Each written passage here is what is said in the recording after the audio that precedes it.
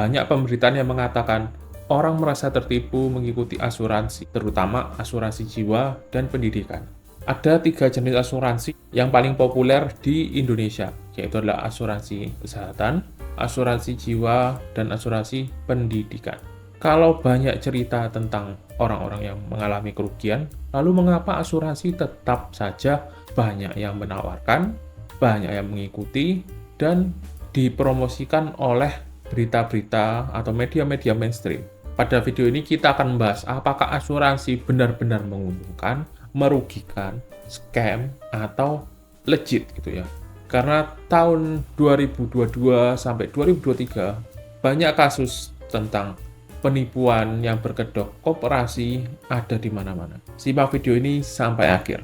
Halo teman leha-leha profesional, jumpa lagi di Belajar Bermanfaat Sambil Santai Aja. Yang mau ngopi, boleh. Yang mau sambil santai dan rebahan, boleh juga. Pada video kali ini saya akan membahas tentang asuransi secara cover both side, tetapi saya akan membahas dari segi negatif atau konspirasinya terlebih dahulu, baru membahas sisi positifnya. Video ini bukan untuk menyerang pihak asuransi, perusahaan maupun salesnya, tetapi kita sebagai konsumen lebih baik kita waspada, kita lebih cerdas, baca sebelum membeli. Jangan sampai membeli barang yang sudah dibeli tidak bisa dikembalikan. Apalagi kalau termakan gimmick-gimmick promosi dari sales, agen-agen oknum, agen-agen nakal yang cuma kejar setoran. Supaya bisa libur ke luar negeri atau libur di kapal pesiar. Saya pada video kali ini akan lebih berfokus pada asuransi jiwa, terkhususnya asuransi jiwa unit link. Mengapa asuransi ini paling banyak memakan korban? Sebenarnya asuransi merupakan bisnis yang sudah lama ada, bahkan sempat marak atau booming awal-awal tahun 2000-an. Orang-orang berlomba-lomba untuk menjadi asuransi. Begitu juga tahun-tahun sekitar 2010-an itu mulai menjamur yang namanya MLM. Sehingga perkembangan agen asuransi juga itu sama pesatnya dengan perkembangan agen kartu kredit. Ini yang awalnya mungkin ditujukan untuk hal-hal yang baik, yaitu adalah memangkas biaya promosi dengan dikasihkan kepada sales, yaitu adalah komisinya dinaikkan supaya salesnya giat. Namun, tidak jarang kita melihat banyak penyalahgunaan MLM yang berkedok flexing. Pernah ditawari, mau gabung MLM, bisa membantu orang lain. Nanti cepat kaya, dapat kapal pesiar, mau mobil BMW, ya gitulah prospek dari MLM yang sering menjadi meme di mana-mana.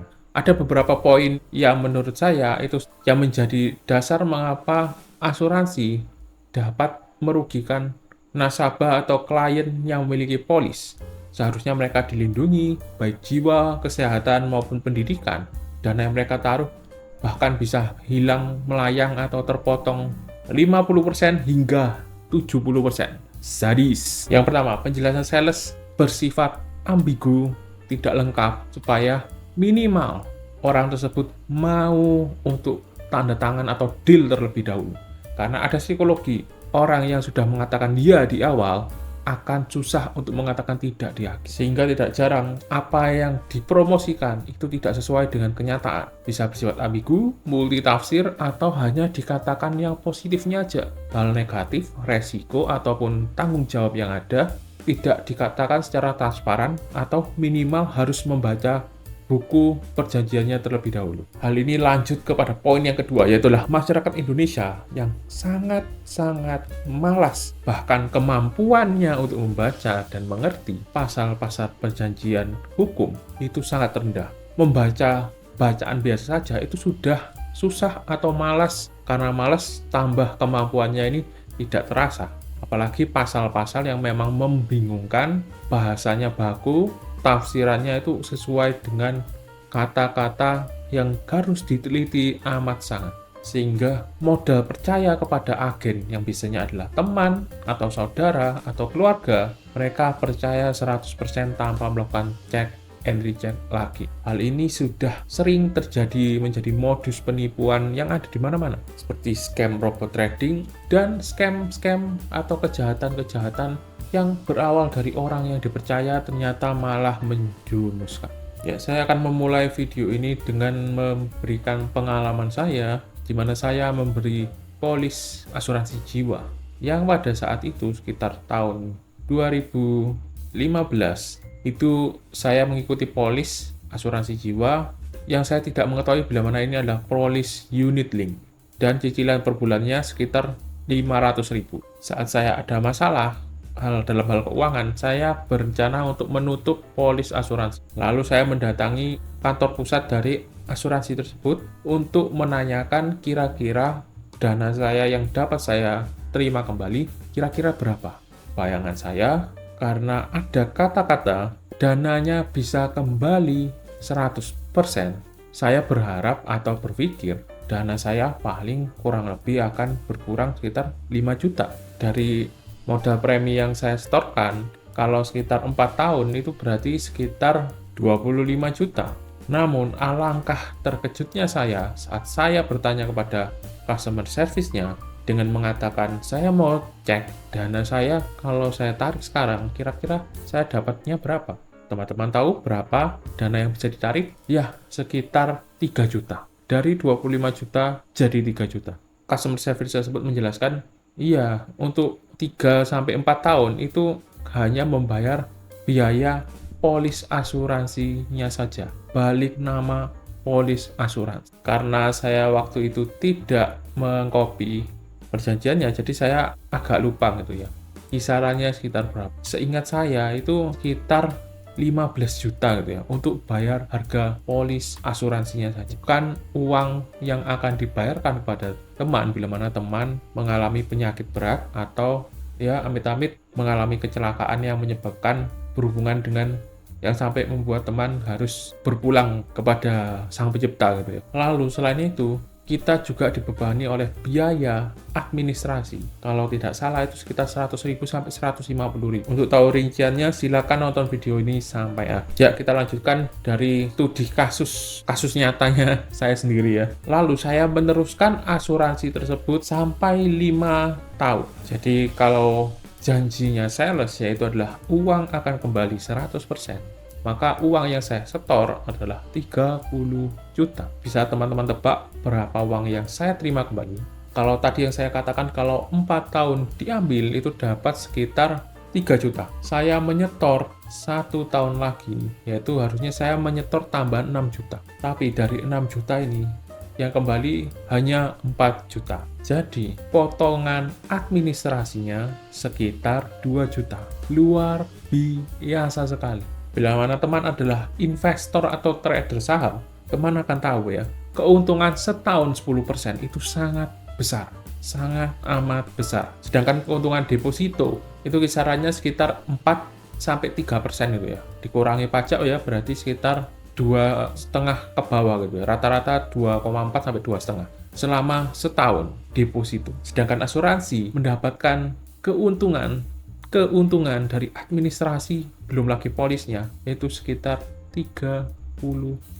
Pada saat itu saya tidak pernah melakukan klaim apapun, jadi saya yang membeli asuransi, harusnya asuransi membuat saya merasa aman, tetapi yang ada saya membuat diri saya mengatakan asuransi ini sebenarnya worth it atau tidak. Apalagi saat itu saya terkena musibah. Salah satunya adalah komputer saya, laptop saya, dua-duanya, dan HP saya kena hack gitu ya. Karena download Microsoft bajakan waktu itu. Beli komputer baru, hari pertama, baru 3 jaman, download bajakan langsung kena ransomware waktu itu. Apes banget lah waktu itu.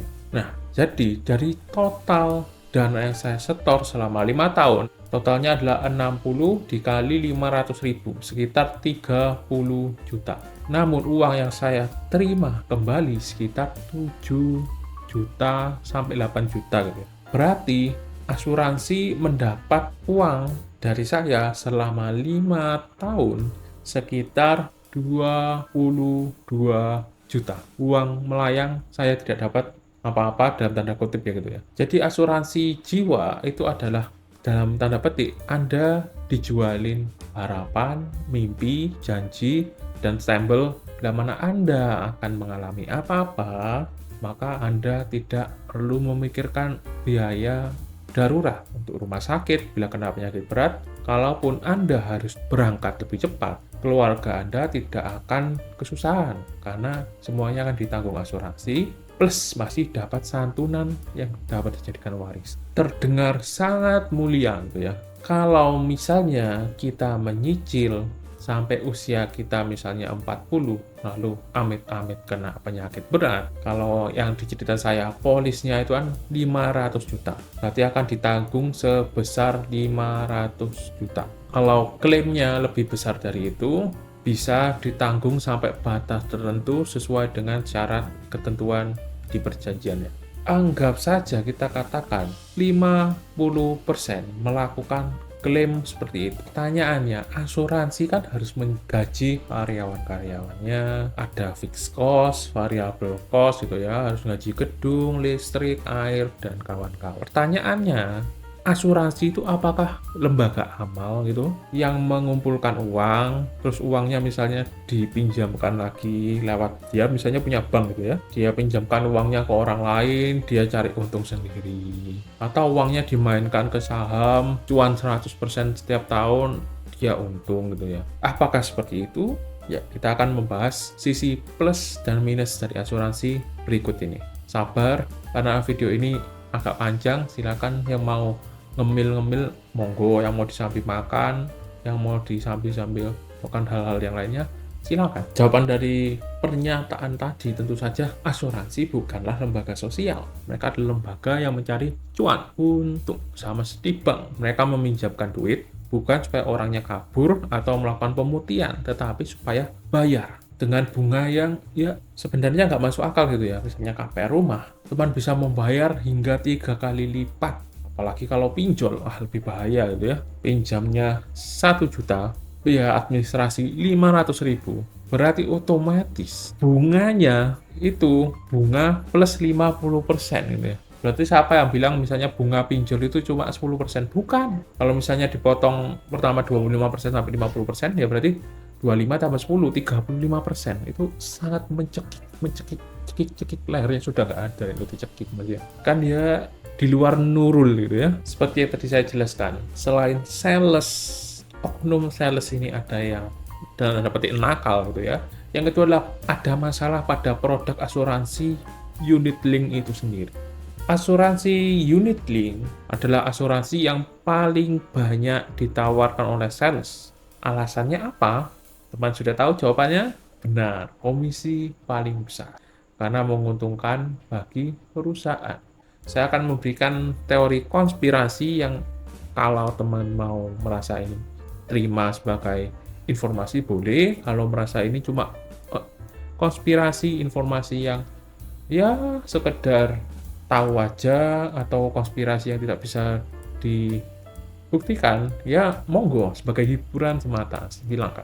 Investasi unit link sebenarnya adalah kedok supaya apa yang kita miliki, dana yang kita setorkan, premi tersebut, akan nilainya itu susah untuk dihitung. Bila mana seperti tadi penghitungan saya, itu akan cukup mudah untuk dihitung gitu ya. Apalagi apesnya pada saat saya melakukan penarikan, itu pada saat COVID. Jadi pada saat saham lagi turun semua, bahkan saham yang saya miliki juga turun. Nah, hal inilah yang dapat menjadi faktor untuk mengaburkan hitungan-hitungan premi agar tidak eksak atau pas gitu. Jadi kalau ada sedikit perubahan, ya nasabah tidak akan menyadarinya. Apalagi bila mana kita melakukan ini sampai kita usia lanjut gitu ya, baru kita cek. Misalnya pada saat saya usia 40 tahun, saya baru ngecek preminya. Jadi saya akan terima-terima aja gitu ya. Mungkin dia akan memberikan, oh ini dananya tahun ini segini per tahun gitu ya. Ya kita secara awam ya kita akan melihat saja, oh iya gitu ya. Ada penambahan, dikurangi biaya administrasi dan lain-lain. Dan saya akan membahas beberapa hal yang mungkin jadi pertanyaan teman-teman atau menjadi pertanyaan 1000 umat gitu ya. Misalnya, apakah dana akan kembali 100%? Itu janji sales, tapi yang dari cerita yang teman sudah simak, dananya menguap 75% kena administrasi plus bayar biaya akuisisi atau balik nama premi yang sebelumnya kita tidak diberitahu. Kalau kasus saya tidak diberitahu gitu ya. Dan saya membaca itu berarti 4 tahun setelah saya mendapatkan premi. Yang saya baca cuma awal-awal itu cuma penyakitnya apa, secara ngeklaimnya nanti kurang lebih gimana gitu. Terus apalagi ada embel-embel nanti semuanya akan dibantu oleh agen kami. Agen apa ini? Hati-hatilah, karena ya kita semakin dewasa kita harus menyadari bila mana sales atau para pebisnis lain mereka sama-sama memiliki kepentingan masing-masing. Tidak ada orang yang murni baik, tidak ada orang yang murni jahat. Mereka hanya menjalankan sesuai dengan kepentingan mereka masing. Tidak dalam segala hal kita dapat mendapatkan kondisi win-win solution. Ada win, terlihat win, kita lose gitu ya. Jarang orang lain yang mau lose, kita yang win. Itu sangat jarang. Hal ini juga terjadi di konsep promosi, misalnya kayak promosi bayar dengan doa, gratis, dan lain-lain. Ya sebenarnya kita juga membayar gitu ya. Dengan kita ngantri di sana, mereka bisa mengkontenkan itu jadi bagian dari promosi juga. Meskipun ada juga yang namanya sebagai bakar duit, dan kalau hasilnya tidak sesuai dengan ekspektasi ya boncos akhirnya. Ya bisa juga ini.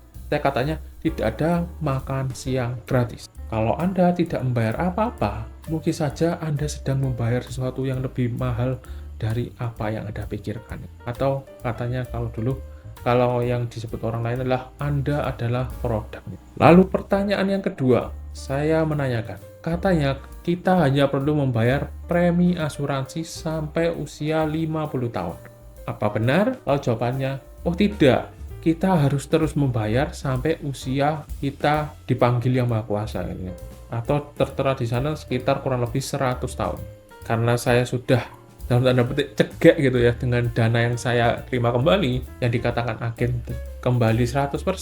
Ya saya juga itu ya sudah nggak terlalu kagetan gitu ya. Saya tanya seperti itu, apakah kita hanya perlu bayar premi sampai umur 50 tahun? Saya hitung kalkulasi kalau misalnya 50 tahun, ya kita berarti kurang lebih PO atau agak cuan gitu hitungan saya waktu itu gitu ya. Setelah dipotong dengan administrasi. Lalu katanya, oh tidak Bapak, mungkin agennya itu mengatakan seperti itu karena dengan perhitungan bila mana ada keuntungan dari unit link dari investasi tersebut, misalnya dari investasi tersebut uang kita naik jadi 2 kali lipat, ya 2 kali lipat ini akan membayar sisa preminya. Hal ini tidak dijelaskan dan hal ini merupakan spekulasi gitu ya. Kalau misalnya uang yang kita taruhkan itu cuma meningkat 10% atau bahkan rugi gitu ya. Cuman kalau misalnya investasi reksadana kan bisa kayak naik terus tiba-tiba loh kok rugi 5%, rugi 10% gitu ya. Dana kita tidak nambah malah turun gitu ya. Ya ini bisa terjadi di unit link. Sales, agen ataupun simulator itu hanya akan memberikan simulasi yang ya enak-enaknya saja, yang indah-indah saja, yang membius dan membuat kita merasa aman, tentram. Jadi hal inilah yang mengatakan seperti perbankan, asuransi itu merupakan perusahaan yang didasari pada kepercayaan. Bila mana sudah tidak percaya ya nasabah akan merasa kapok dengan asuransi. Ya, sebelum saya akan membahas 2 poin terakhir, yaitu adalah mengapa banyak yang rugi mengikuti asuransi tapi laris manis kayak kacang goreng. Dan yang kedua, apa sebenarnya manfaat asuransi ini? Kan bisa saja produknya itu bagus, tapi disalahgunakan gitu ya. Atau memang produknya ini merupakan produk cacat gitu ya. Misalnya kayak kita beli laptop, ada seri laptop yang cacat. Meskipun dikatakan misalnya, oh merek ini biasanya mesinnya dingin atau apa, tapi kalau kita apes beli produk yang cacat, ya ujung-ujungnya matek gitu ya. Lalu laptopnya jarang dipakai waktu itu, dan ya memang usianya sudah lumayan lah, sekitar 3 tahun, ya akhirnya matek gitu. Nah, yang sebelum saya akan membahas 2 poin tersebut, saya akan memberikan dalam tanda petik nasihat, tips atau unek-unek saya atau ya pemikiran saya tentang asuransi. Asuransi bukan investasi. Hitungannya seperti ini. Teman sakit, pergi ke rumah sakit. Apakah teman sedang asuransi dengan membayar peralatan rumah sakit? Kalau dilogikakan gatuk nyambung asal nyambung saja, ya bisa saja. Teman merawat tubuh teman. Teman sedang melakukan asuransi untuk masa depan yang lebih baik. Bila mana misalnya teman tidak melakukan medical check up, cek mata, gigi, kesehatan, kalau ada apa-apa bisa ditangani lebih cepat. dalam tanda petik itu merupakan asuransi. Tapi apakah teman akan mendapatkan uang teman kembali sesuai dengan itu? Ataukah value-nya itu berbeda, sudah berubah value? Hal ini tentu saja akan sedikit berbeda dengan asuransi ataupun investasi, misalnya kita di saham. Kita menaruh uang di saham, kita belikan saham, nanti kalau kita jual lagi, kita berharap kita akan mendapatkan uang yang lebih besar. Itu juga pada investasi emas, properti, ya, dan teknik berdagang produk maupun jasa lainnya. Kita beli dengan uang, kita jual lagi, kita dapat uang modal plus untungnya kita gitu ya. Meskipun dikurangi misalnya biaya, tidak laku, promosi, dan lain-lain. Namun mengapa saya mengatakan sebelum membeli asuransi, pikirkan dengan mental yang tenang dan tunda pembelian asuransi 2 tahun. Meskipun teman akan dikatakan, kalau teman beli tahun ini akan lebih murah, apalagi kalau belum terdeteksi punya penyakit macam-macam. Ya, di sini kita dimainkan sebagai nasabah, kita dimainkan FOMO kita, faktor fear of missing out. Kita merasa kita ini adalah pilihan terbaik. Bila mana kita menunda, maka pilihan ini akan menjadi lebih buruk. Sedangkan pada asuransi, produk ini kita belinya, kalau di teknik saham atau kripto itu ada yang namanya beli, taruh bawah bantal, tunggu 10 tahun atau nunggu ada berita mengatakan, wah kripto yang kita beli sudah booming, harganya naik 10 kali lipat gitu ya, jual. Supaya nggak takut ya itu ya, beli, lupakan. Hal ini juga terjadi pada asuransi. Buktinya pada kasus saya membaca perjanjian polis itu 4 tahun setelah melakukan asuransi, itu pun karena ada force majeure atau hal-hal mendesak lainnya. Dan hal tersebut saya rasa dilakukan oleh mayoritas orang. Lalu bagaimana? Apa yang saya katakan saat ini tidak hanya khusus pada asuransi semata, tapi kepada juga banyak hal atau investasi secara umum, di mana tempat teman akan menaruh uang milik teman. Konsep beli, taruh di bawah bantal dan lupakan, itu ada 2 kemungkinan. Seperti pada investasi, ada kemungkinan untuk investasi kita naik atau cuan, atau investasi kita turun atau rugi boncos. Gitu juga pada asuransi, bila mana kita tidak membaca perjanjian, kita akan merasa aman atau bahkan hanya menenangkan diri bila mana kita mengatakan, oh ini aman, perusahaannya bonafit, pasti aman. Namun, seiring berjalannya waktu, kalau ada apa-apa di belakangnya, bahasa Jawanya adalah mendolburi, yaitu adalah dampaknya baru ketahuan belakangan, yaitu adalah kita menunda proses untuk melakukan cross-check dan melakukan evaluasi terhadap asuransi. Akan dijanjikan, oh ini baru kelihatan pada saat kita sudah 50 tahun ke atas ini. Ya karena uangnya, ya uang kita gitu ya. Dan mereka berpikir bila mana dari hasil investasi, maka uang tersebut akan berkembang menjadi banyak gitu ya. Bisa sampai 2 kali lipat, sampai 3 kali lipat. Kalau 3 kali lipat ya, nasabah dikasih 2 kali lipat, sisanya ya untuk asuransi, dana broker. Tapi kalau rugi, ya kita sebagai nasabah yang akan menanggung semua resikonya. Berarti ya ini namanya win-lose gitu ya. Nah, kita akan membahas mengapa asuransi itu mudah dan banyak yang mempromosikannya. Bahkan seperti kacang goreng. Alasan pertama, asuransi banyak yang mau beli karena dikemas sebagai investasi. Yaitu adalah menguntungkan, mengamankan diri kita, keluarga kita, ataupun anak cucu kita. Kita akan dikatakan, bila mana kita mengalami sakit atau ada kejadian yang tidak diinginkan, jangan sampai kita meninggalkan hutang atau menyengsarakan anak kita untuk membiayai pengobatan kita. Maka itu asuransi di sini datang seperti malaikat yang akan membantu menyelesaikan semua masalah. Dari kenyataannya, ya berbeda-beda pada tiap kasus. Apalagi kalau penyakitnya itu termasuk pada penyakit yang tidak ditanggung asuransi. Bukannya untung, malah buntung. Atau minimal ya dapat santunan aja pada saat sudah dipanggil yang kuasa. Poin yang kedua, seperti yang tadi sudah saya jelaskan, bila mana kita pada asuransi jiwa, kita dikatakan sebagai kita ini sedang menabung untuk warisan hari tua. Nanti toh kalau tidak terjadi apa-apa pada saat tua nanti bisa dicairkan dengan janji modal kembali 100%. Nah, tapi ya itu anggap saja itu hanyalah promosi yang semi clickbait seperti itu ya. Siapa sih yang tidak mau jadi orang yang baik, bijaksana, memberi warisan kepada orang tua, misalnya kalau belum menikah, kepada anak atau istri atau pasangan pada saat yang sudah menikah, dan tidak mau merepotkan mereka. Kita yang dianggap sebagai orang pintar, bijaksana, kalau beli asuransi berarti orang yang mampu.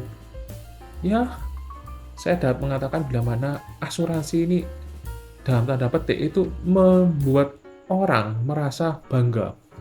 Dia punya asuransi berarti aman, dan yang kedua berarti dia mampu atau kaya atau sukses. Pride adalah faktor yang dikuatkan di sini. Itu juga dengan kripto, saham. Orang yang tidak main kripto, saham atau forex itu dianggap orang yang kolot, orang yang buang-buang uang. Ada uang kok ditabung di bawah bantal, deposito, cemen gitu ya. Yang ketiga, karena banyak sales. Apalagi kalau ditawarin oleh orang teman dekat, saudara, pasangan, atasan, rekan kerja, ya pertahanan kita kalau cuma ditawarin sekali mungkin saja lolos. Kalau ditawarin berkali-kali setiap hari selama setahun, 2 tahun, 3 tahun, dia jebol juga gitu ya. Ya akhirnya coba-coba ngambil premi yang paling kecil gitu ya. Yang ketiga, banyak yang pakai, banyak yang punya, berarti aman dan berguna, penting. Ya ini adalah efek dari social approval atau konformitas. Ikut-ikutan apa yang distempel oleh orang sebagian besar sebagai hal yang biasa, hal yang lumrah, semua juga melakukan, yaitu berarti hal yang benar. Apa yang biasa dianggap benar, bukan apa yang benar dianggap biasa. Slogan ini sangat tepat menggambarkan fenomena ini. Tapi ya kita tidak bisa serta-merta percaya begitu saja. Toh buktinya scam-scam seperti robot trading dan lain sebagainya itu juga kenanya berjamaah, tapi ya sial berjamaah juga mau. Poin berikutnya MLM.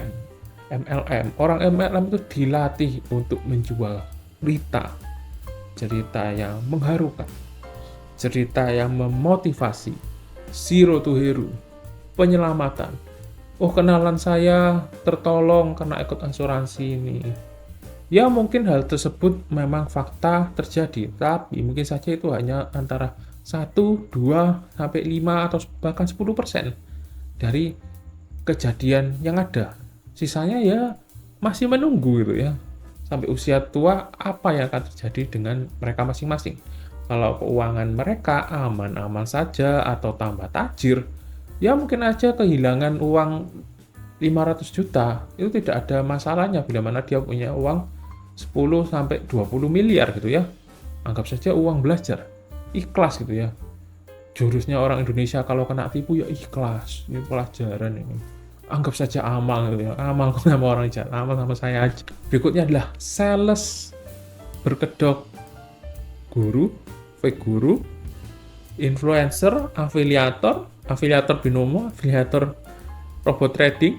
Ya tidak mengherankan lagi karena asuransi adalah hal yang sangat menjanjikan dan dapat menghimpun uang yang sangat besar. Apalagi kalau orang kaya gitu ya, uangnya langsung abrek, langsung masukkan asuransi. Apa yang tidak tergiur dengan hal ini? Uang tersebut mungkin bisa diputarkan lagi atau ya mikir mutarkannya laginya nanti aja, karena toh kan diambilnya masih lama.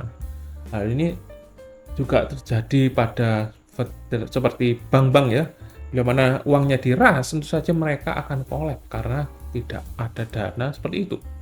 Seperti cerita pada uang fiat money ya, kalau dulu dijamin dengan emas, kalau sekarang pada saat orang semua narik, emasnya ternyata tidak sebanyak itu. Begitu juga dengan kredit. Sudah agak lama saya pernah membacanya ya, bila mana sebuah bank, bila mana dia punya simpanan anggap saja 1 juta, dia bisa meminjamkan 4-8 kali dari uang yang ada pada mereka. Jadi punya 1 juta, mereka dapat meminjamkan 8 juta.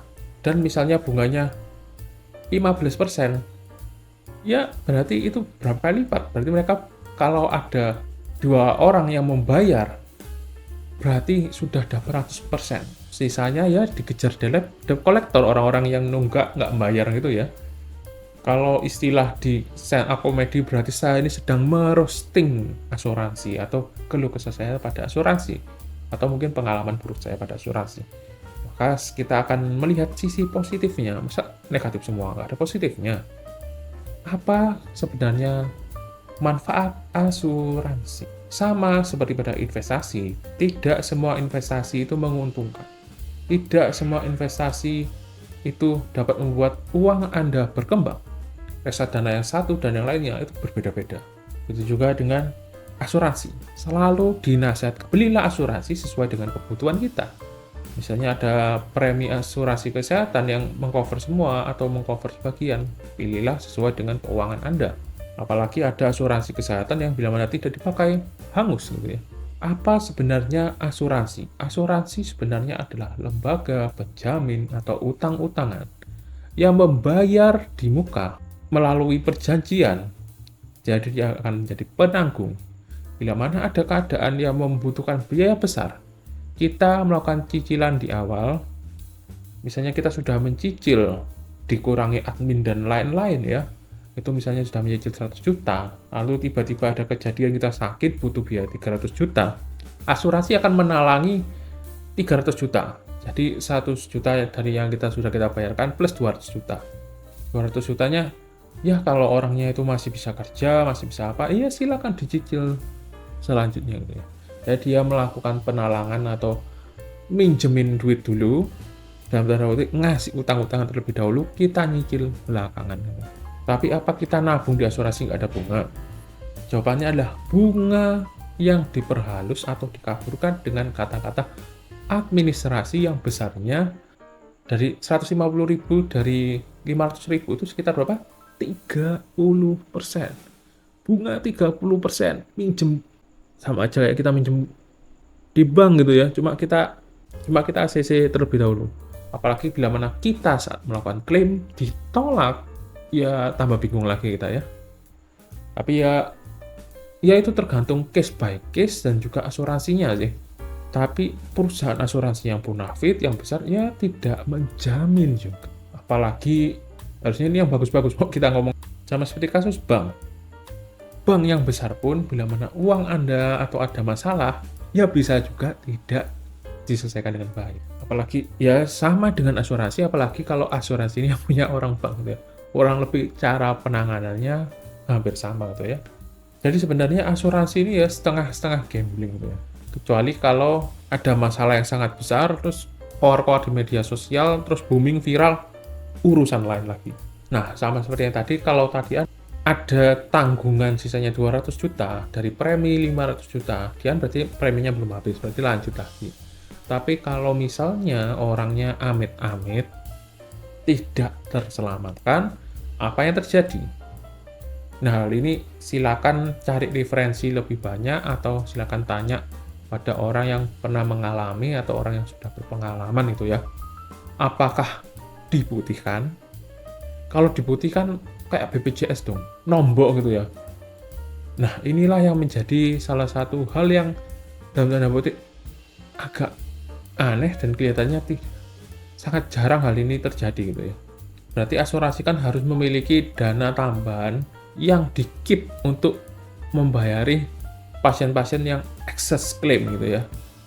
Kalau misalnya dia baru nabung 100 juta, excessnya 200 juta, kalau 50-50 aja gitu ya, 50-50 yang misalnya uangnya nggak dipakai sama sekalian, dia otomatis harusnya tetap dapat uangnya gitu ya. Kurang lebih misalnya dipotong administrasi, anggap saja kepotong 30% gitu ya. Apalagi unit link misalnya anggap saja ya ada untung-untungnya gitu ya, 30% gitu ya. Berarti kan 30% harus selain bayar pegawai, mungkin masih sisa 10%.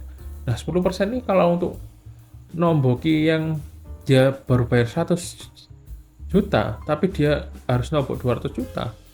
Nah, 200 juta ini berapa persennya berarti kan? Sekitar 40%. 40% gitu ya. dia harus memperoleh keuntungan 40% lebih banyak gitu ya. Jadi bagaimana cara mereka mendapat keuntungan? Saya tidak mau sudzon di sini, tapi teman-teman bisa membayangkan atau mencari informasi di tempat yang lain.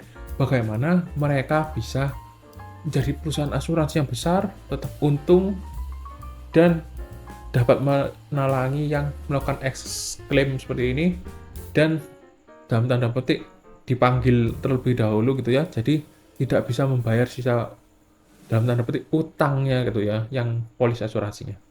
Kalau masih bisa kerja, masih bisa apaan, berarti mereka masih bisa bayar. Yaitu kurang lebih tidak masalah gitu ya. Dan yang ketiga, yaitu adalah sekali lagi ini lebih kepada saya ingin menegaskan bila mana asuransi bukanlah perusahaan amal atau sosial. Teman membayar dalam tanda petik perlindungan itu dengan biaya administrasi plus biaya produk polis yang dikatakan balik nama dan lain sebagainya gitu ya. Berarti jangan mengharapkan uang Anda akan kembali 100%. Kalau kembali 100%, puji Tuhan. Kalau kembalinya 80%, 50%, yes, anggap saja itu yang ada gitu ya. Anggap saja Anda ini sedang meminjam uang atau ngecup atau booking atau pay atau melakukan wishlist gitu ya. Atau melakukan wishlist gitu ya, dengan tanda petik, aku ngecup biaya kalau aku kena penyakit berat atau aku dipanggil yang maha kuasa, itu aku ngecup 500 juta ya. Terus dia tekan oke gitu ya. Ada biaya admin ya, adalah bunga gitu ya. Dan bunganya sekitar 30% gitu ya. Belum termasuk harga balik nama polis. Ya, dari uraian atau video yang cukup panjang ini kita dapat, saya kembali lagi menyerahkan kepada teman-teman untuk apakah tidak harus asuransi. Jawabannya asuransi boleh bila mana teman punya dananya. Tapi bila mana dananya tidak ada, jangan teman paksakan untuk ikut asuransi. Apalagi dengan embel-embel mengatakan asuransi ini adalah investasi.